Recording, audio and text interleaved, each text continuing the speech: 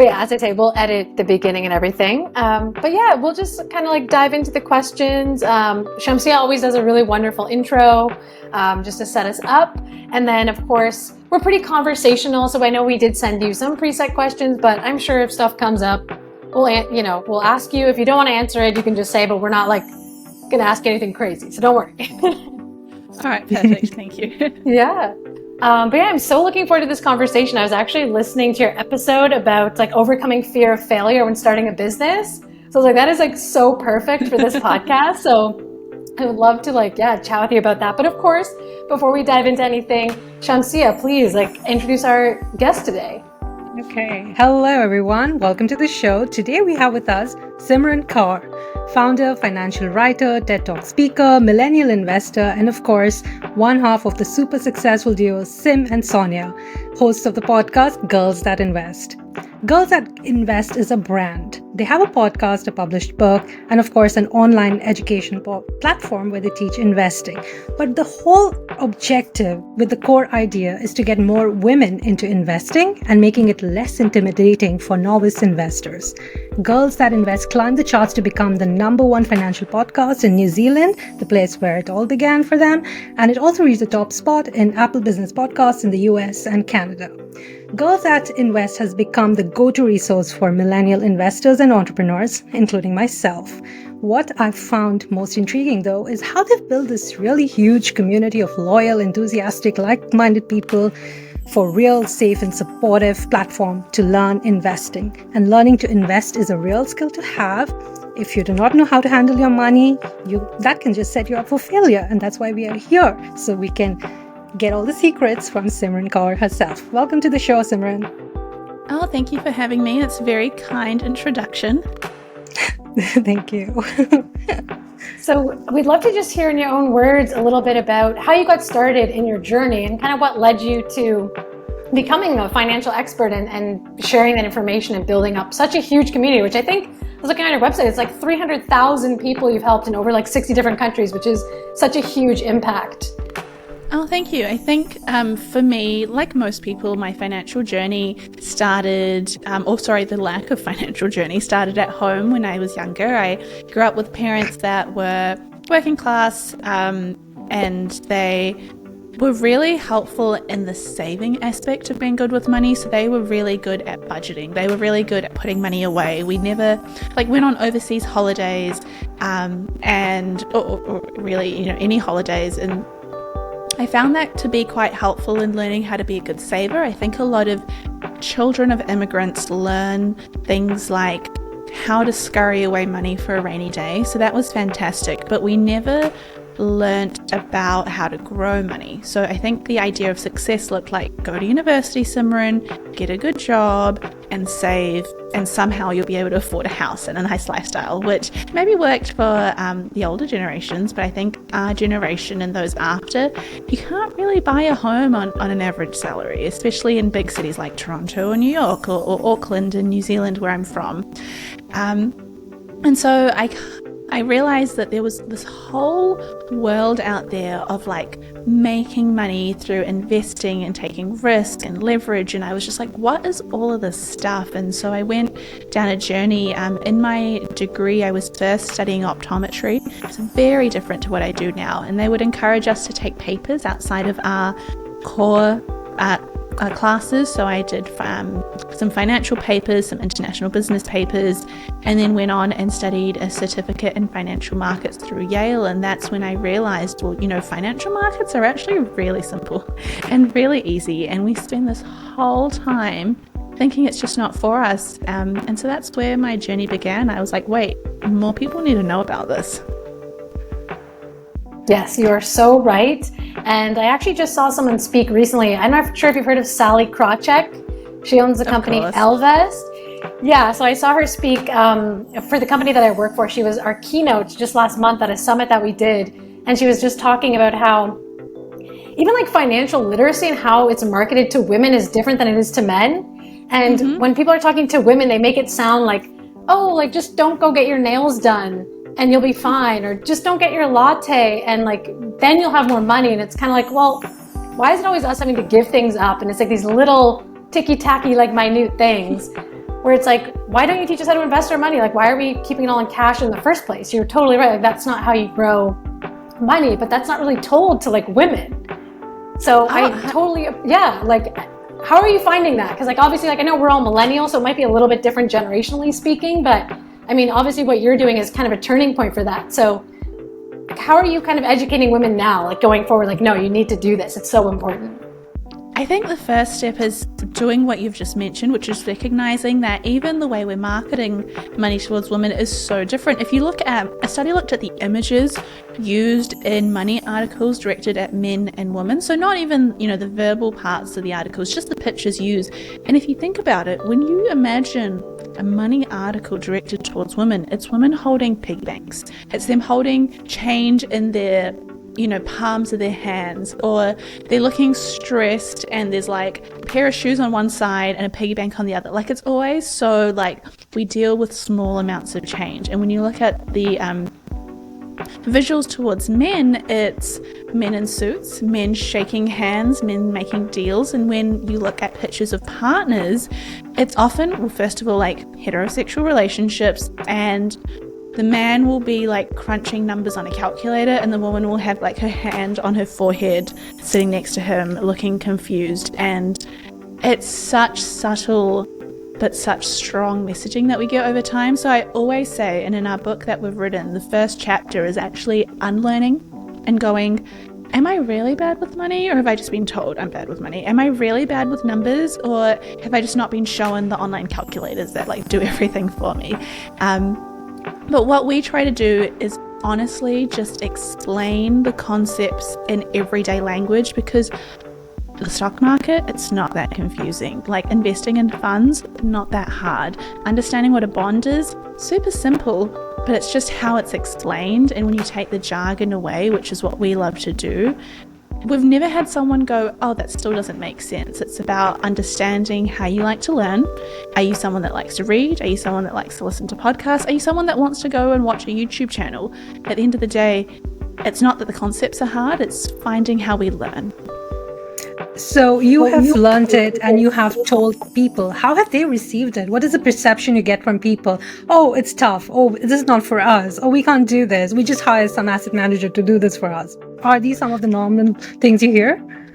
We definitely hear that at the start when people first find us, and then they'll come back and they'll say, oh my God, thank you for making this so accessible. I think we knew we were onto something when we had like economic students or students studying finances come in. Some of them said, they were like, I did a finance degree, or I did an economics degree, or I did an accounting degree, and I've learned more from girls that invest about my personal investing than I have from my degree, because degrees focus on how to make money for other people, or they focus on larger scale, macro and micro changes in the economy. But no one ever sits down and goes, what's a fund? Why should you go with a asset manager versus doing it yourself? What are the pros and cons? Like, they're just, I don't know why, I often joke around with a lot of my friends. I mean, you asked earlier, Rachel, like, how did we grow so quickly? I just feel like no one was talking to women about the stock market or growing money. I don't think we were, especially, I just think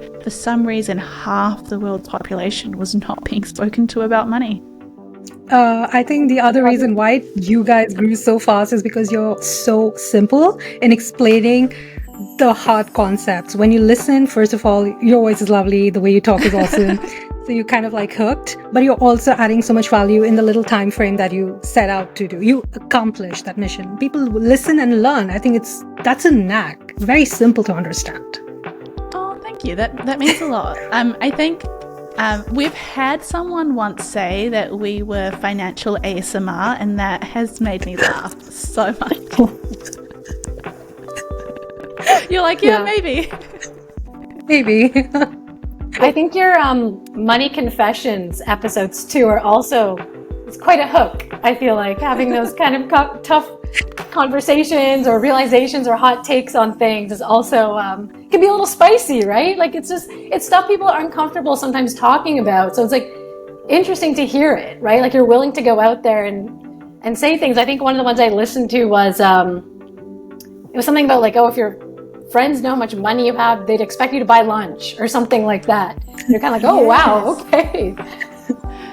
Well, I just think like we've gotten to a stage where people are more comfortable to talk about their mental health than their money. I mean, a UK study found that we've come so far with mental health, and I think it's so great. You know, it's not as taboo as maybe 10 years ago when we were younger to say, hey, I have anxiety or I have depression, or like for XYZ reason, I cannot come out and do, come out to your birthday. But we're still not there with money conversations, and for some reason it's still hard to say, hey, I'm not in the best financial spot to spend time, or I can't commit to coming to your bridesmaid event or your baby shower or whatever it is. It's still so hard to do that, and it's like, why is money so taboo? We all start with different, cards in life. We're not going to be on the same page. Like, why is it so difficult to say that?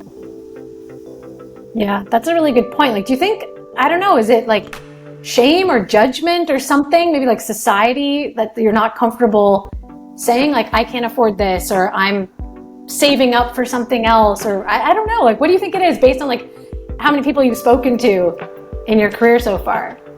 I think we still weigh our self-worth with our career and how much money we have, and I think in other areas of our life we've learned to maybe separate that a little bit better. But for some reason, if you ask someone what they do for work, we've once had someone say like, I'm just a teacher, or I'm just a nurse, as if like that's not enough, or as if we live in such a capitalist society that unless you are creating like high value productivity in terms of dollars, you're not worthy. And I think that trickles down to people thinking, well, if I don't have a lot in my bank account, like, your friends don't care about what's in your bank account. How many times have you thought, okay, who am I inviting to my birthday party? Let's order them in like wealthiest to least. Like, no one cares about that. They want to be around you for who you are, yet we value ourselves based off what we have. And I think there's such a disconnect. Once we learn, it's obviously privileged to do this and it's easier said than done, but once we learn that who we are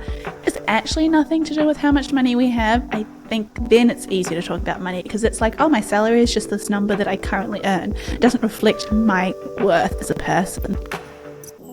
Yeah, I totally hear what you're saying. Even just, like job title, like where you are in like the hierarchy of a company, it all just like, it's like status, right? Like, people are always chasing status. So you're right. I guess if you are just more humble about it, maybe that will open you up to these kinds of really important conversations. Yeah, that's a very good point. Yeah, there's some great people out there now changing the narrative and, redefining how we define ourselves, and how we introduce ourselves. I think that's pretty cool. But now there's a lot that you talk about. What is like the first step that a novice investor should take? Let me just do this now. You talked about a certification from Yale. Is that for beginner levels or, something of that sort? What is your suggestion?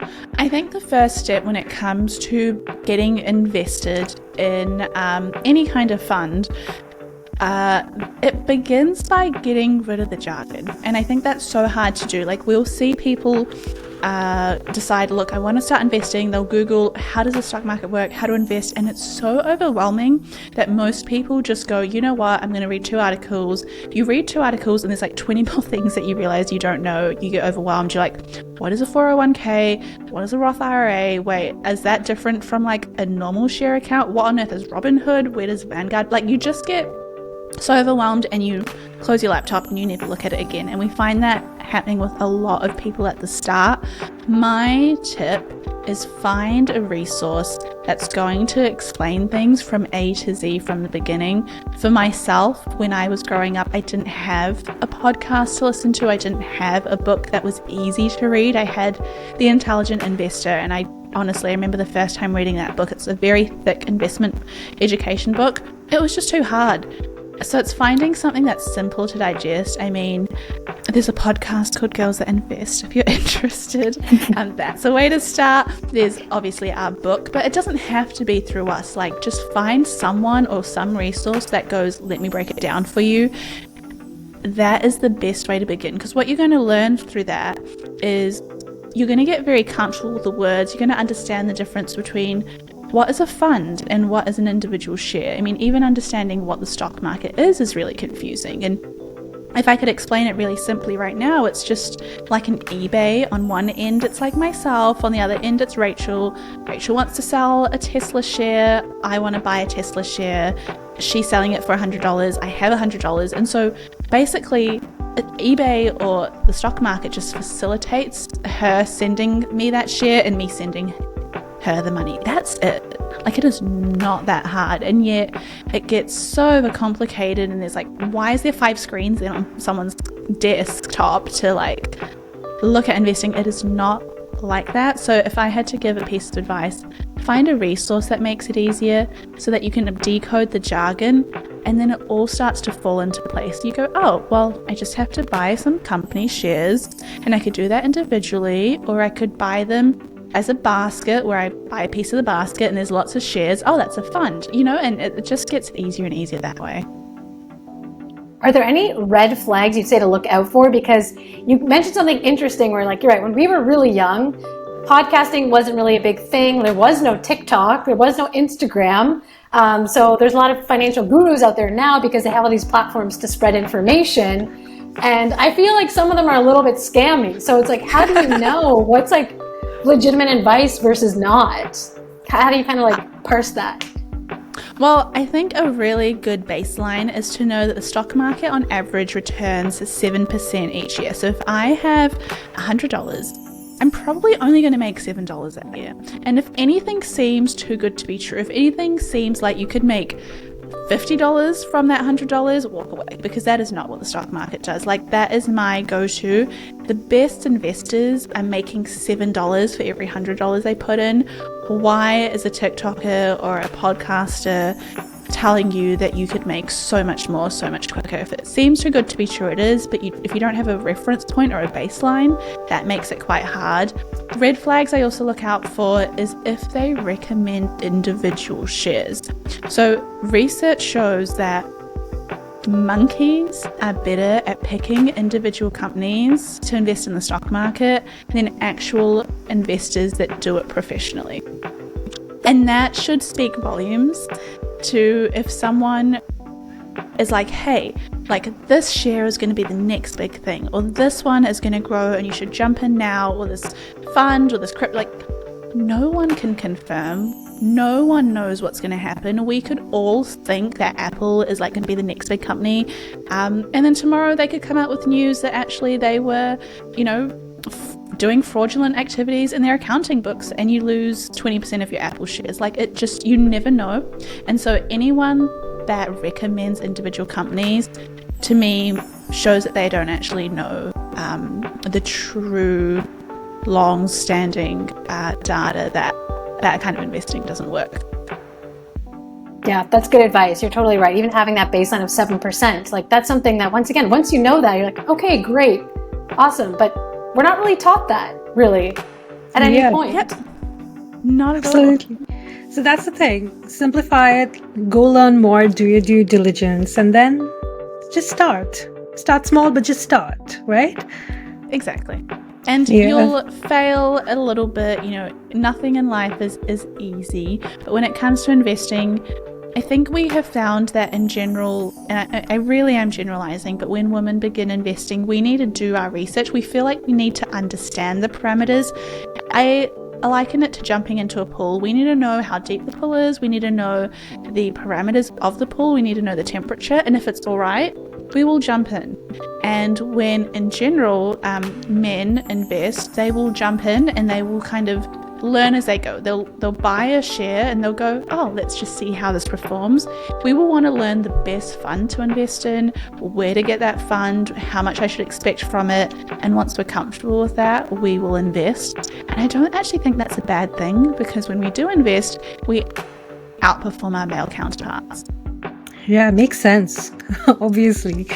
Because I did talk to someone recently and they were telling me, I'm just learning how to do share trading, all of that. I'm like, okay. The next time I spoke to them, like, I lost a lot of money. I'm like, okay, so you were just reading about it and now you've already invested a huge amount. So what's this? And this person is a man, it's a boy. So I was like, okay, so this is like, I wouldn't do that. I would never do that. I would, like, as you said, be so cautious, do all the research, understand, and probably, take the lead. But yes, I think that's very fascinating about women. And maybe once they do, they come out winners, for sure. 100%. So we are a business podcast, and we do typically talk about failure. So if you're open to sharing, we'd love to hear, a failure that you've had along the way, not necessarily in investing, but maybe even just in starting your business and your community. Is there something that kind of stands out for you that you'd love to share your experience with? Oh, we've had so many failures, but it's so good. I think for me, I never see failure as a bad thing.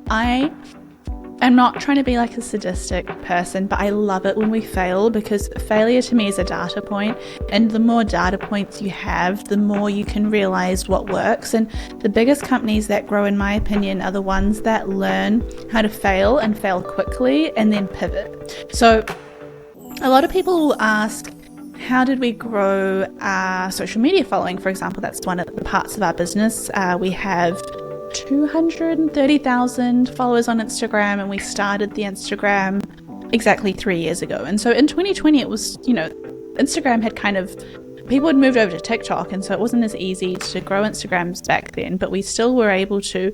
And it came from, this is kind of my formula. I'll post something, and if it does well, let's say it gets 2 likes rather than 0 likes, I'm like, oh, there's something interesting here. But there's been so many posts that we've done that have fallen on flat ears, or people have reached out to us and said that was not okay. I mean, even more recently, we do a weekly newsletter. We call it Stock Market Tea. And in one of the newsletters, we have a system where I will ask one of my copywriters to write it out, but I'll give her bullet points of what I want said. And I mentioned what had happened. Oh, the king's coronation had just recently happened. And I was like, this has happened. Let's factually share how a lot of people in the UK are kind of concerned of how much money was spent on it, because there is the cost of living crisis.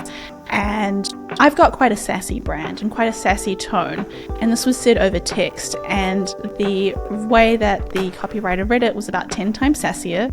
It was kind of like, screw the king. and that's what was posted. And we had a lot of people reach out and go, why, I'm British, this is really offensive, and you've absolutely why are you getting political? It was a bit of a mess. And that was, a very recent example of me screwing up, but I don't think that's a bad thing, because I've learned something. I've learned that I need to have more stronger systems. I mean, I'd rather this happen now with the king's coronation versus something factually, getting misconstrued. And so that's more of a little one, but we've had some big failures. I mean, we do our masterclasses, which are 6 weeks long, and they're videos of me explaining how everything works in the stock market week by week, and I film them and then I edit them. And when I edit them, I cut out the parts where I burp or pick my nose or cough or yawn. There was one week where I uploaded the raw file rather than the edited file, and so in that I did all of those things. I did burp. I picked my nose for a solid minute. I think I sighed and coughed, and there was a real deep cough that wouldn't, or burp that wouldn't come out, and I was really trying to push on my chest and get this burp out. And that was uploaded to paying customers that spent $300 on this course, and someone reached out to me and goes, hey, I just want to let you know, we had such a belly laugh, but you've put up the unedited version of this. And it was so embarrassing. But what I loved about it was they said, you know what, Simran, it just humanizes you. It just goes to show, you're just a person like us. And it made me feel so much better, because I was like, that's so nice that our community are so engaged and understanding, as opposed to we want a refund. What on earth is this? Why would they? I just felt like it might have just made that day. And as you said, felt nice. Oh, the celebrity Simran, she's just like us. Oh, I don't know. It was so embarrassing. It was 11 p.m. I couldn't sleep. I just stayed up all night. I was like, what have I done? This was... Yeah, it was so embarrassing. But these things happen, and again, every failure is you recognizing hey, there's a little gap. Now I can fix it, and I promise you, it will never happen again. It's interesting. I find how people respond to things also tends to help the situation. It seems like you were calm about it. You didn't freak out, you didn't double down on, saying, yeah, screw the king, like whatever. It's like, no, you just admit when you make a mistake, apologize, and make sure you put a process in place for next time. I do feel like that's a very logical and methodical way to handle a failure too. So that's also like very good learnings for people too. It's not the end of the world. Yeah, you might lose some sleep the first night, but eventually you will get over it. And there's ways to mitigate it for next time. 100%. And I think the way I look at it, especially if you are in a business where someone has come to you with a failure or come to you with a complaint, that's a person that has chosen to think, hey, maybe they can do better. So I'm going to take time out of my day to explain it to them, as opposed to the customer or the community member that goes, I don't like what they've done. I'm going to unfollow them and I'm not going to tell them that they've done something wrong. So when anyone like gives us feedback, I'm like, actually, thank you. You didn't have to tell us. But that to me shows me that you think there's some hope in us, or that you think we would learn from this. And failure is not, again, a direct result of my self-worth. It's an action that I've done that is wrong, and I can learn from it. Yeah, totally. And I know we're coming up on time, but I have one more question. I don't know, Shamsiya, if you had another question, but I feel like we have to at least ask, about your, overcoming fear of failure, because I know you did just do an episode on that recently. So, for our listeners, what's one piece of advice for overcoming your fear and just like starting that Instagram account or posting that content or just getting out there and sharing your knowledge with the world and not being scared about potentially saying the wrong thing or making a mistake?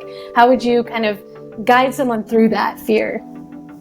I think one thing that has really helped me is understanding that the person that you look at online or the person that you see in real life who you look up to, they did not get there on their first try. Like that business that someone has, or the podcast that they have, or the career or job that they have, that was not their first attempt. And I promise you, when people get to where they are, it is because they have consistently failed upwards, and they have consistently gone, oops, that was a mistake, let me learn from that. That was a mistake, let me learn from that. But they've continued to try, and the person that tries and fails is going to get so much further than the person that's waiting to get it right the first time. And so for me, I would much rather be the embarrassing person that's making a TikTok that's getting 4 views every video, because eventually I'll get it right, as opposed to being the person that's waiting on the sideline for the perfect time when I have the perfect information and the perfect opportunity, because then that time never comes. Even in our work, growing Girls That Invest was partly our work, of course, but partially also luck. When we started, the stock market had dipped significantly. It was a terrible time to be in the market. And so we began being like, hey, let's help people understand it's not the end of the world. Well, they're really scared. But then something magical happened. Within 3 months, not only did the market rebound, it went on this huge bull run, which means it skyrocketed and everyone was making money, and suddenly everyone was interested. And so we just happened to be, in my opinion, at the right place at the right time, where more people are talking about what is the share market, and then there's this new podcast that talks about it. But we wouldn't have been in that place. We didn't foresee it coming. We just weren't scared to fail. Oh, wow. Yeah, that's a really good point about getting on the wave too before it's there. That way you're like ready, right? It's like, okay, I'm on the wave and I'm going to ride it. So yeah, that's totally true. You got to start before you feel ready, because that's how you line up the timing. You can't really predict the timing, just like you can't predict the stock market. So yeah, that's great advice. Absolutely. I love that. Yeah, actually, that's really good, Rachel. So you and Sonia are a team, and an amazing team. I have to ask you this: how is it like working together? And how does your podcast come to life? What is it that she brings, and what is it that you bring? Tell us the magic.